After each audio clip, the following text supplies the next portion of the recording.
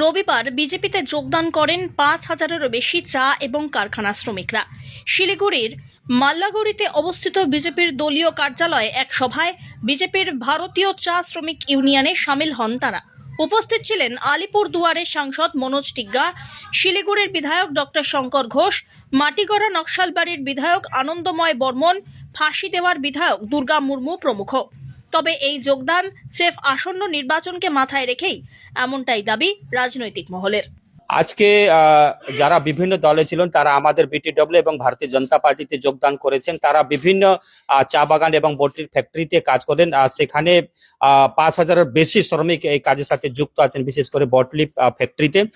সেখানকার যারা নেতৃত্ব আছেন তারা এখানে জয়েন করেছেন। তাদের সাথে ওনাদের সাথে ৫,০০০ শ্রমিকও আছেন, তারা আজকে এখানে যোগদান করেছেন। নিশ্চিতভাবে আগামী দিন আমাদের এই তারাইডুয়ার্স এলাকাতে ভারতীয় টি ওয়ার্কার্স ইউনিয়নের পাশাপাশি ভারতীয় জনতা পার্টি আরো মজবুত হবে এবং আমাদের যে সংকল্প আছে আগামী দিন এখানে পরিবর্তন হবে, নিশ্চিতভাবে পরিবর্তন হবে। সেই পরিবর্তনে আমাদের যারা যোগদান করেছে তারাও গুরুত্বপূর্ণ ভূমিকা পালন করবে এবং ভারতীয় টি ওয়ার্কার্স ইউনিয়নেও গুরুত্বপূর্ণ ভূমিকা পালন করবে।